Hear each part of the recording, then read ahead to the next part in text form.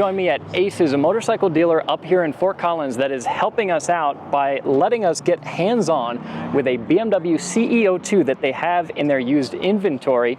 These guys have tons of bikes in their used inventory of every brand that you can think of, including the CEO2, which is pretty cool because these bikes are very new, so new in fact that even we haven't had a chance to ride one yet, but today is the day. This CEO2 is of course the smaller brother to the CEO4 that we have had the chance to spend some time on, and like the CEO4, it has a very funky design. It looks super futuristic and very unique. I don't think you would be mistaking this for anything else. It's got some pretty cool graphics on it. I love the inverted gold forks. That is 100% not really necessary for a little commuter bike like this, but still pretty cool to see. Now, Alex did a news video on this talking about all the specs of this machine when it was first revealed, but I'll go through a few of the basics. So it's got a 3.92 kilowatt hour battery for about 56 miles of range. So it's not gonna have a whole lot of range, which has been one of people's main complaints about it.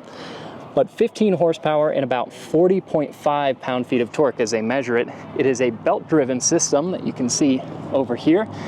And also lending to the kind of funky design, we've got this shock on a single side, so it's an offset shock in the rear. Pretty cool. 900 watt charging, but 1.5 kilowatt charging with an optional quick charger. And BMW says that you can charge in about 2 hours and 40 minutes. It's not super fast, but I don't think most people are going to be road tripping this. It should be more of a commuter vehicle. As far as tech goes, this bike has a fair amount of it. We've got this 3.5-inch micro TFT display, of course all LED lighting. You've got 2 riding modes, surf and flow, and we will get out and ride it in just a moment. This bike also has a keyless ride system that is zip tied here to the handlebar so that it doesn't get lost here at the dealer, but that you just put in your pocket and then you hold brake, you hit the run switch, and you should be good to go. Also on the tech front, we do have, in addition to the riding mode, ABS here on the front wheel, but it's only ABS on the front, not on the rear. Some more interesting styling points. They call this bike the E-Parkourer. I'm not sure what I'm supposed to think of that, but as small as this vehicle is, if you do want to bring a passenger, you've got handholds here, and you've got a separate set of pegs for the rear passenger. Interestingly, the front portion of the frame has this hoop for the rider's foot pegs. Also a pretty interesting look. We also got this super cool pass-through here under the front portion of the seat, BMW logo up top, and then the seat goes from black to turquoise to white. Such a cool looking bike.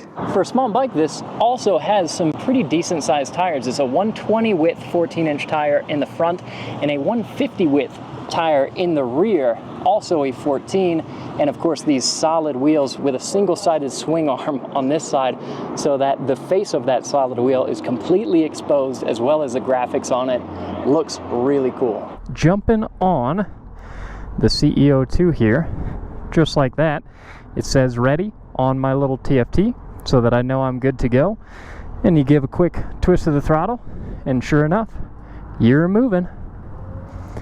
This is a pretty interesting riding position that we've got here. The handlebars are actually pretty tall, so even if you're a larger person, I don't think you'll have any trouble fitting on this bike.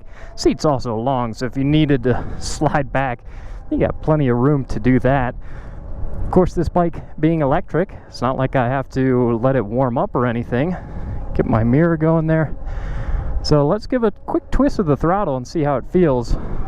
Oh yeah, it's got no problem getting up and boogieing a little bit. Look, the CEO4 is actually a reasonably quick bike, at least up to its top speed. So it looks like the CEO2 is kind of the same situation. If you need to get moving, you can do. It starts to even peter out there a little bit, closing in on 30. See how it does, moving in with traffic here.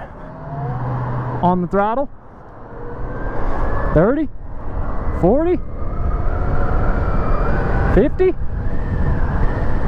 Look, I would say it's quicker than a Grom or a Monkey. I'll give it that.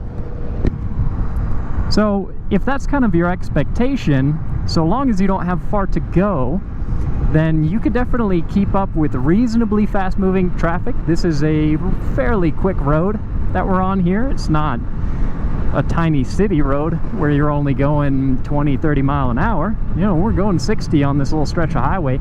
Then this bike feels perfectly happy doing this, but of course this kind of riding is going to take your range. Yeah, and we got a little uphill, so we'll see how it holds power going up.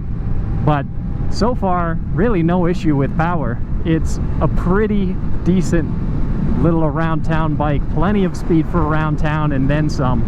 If you had to do a light stint on the highway, it wouldn't be an issue.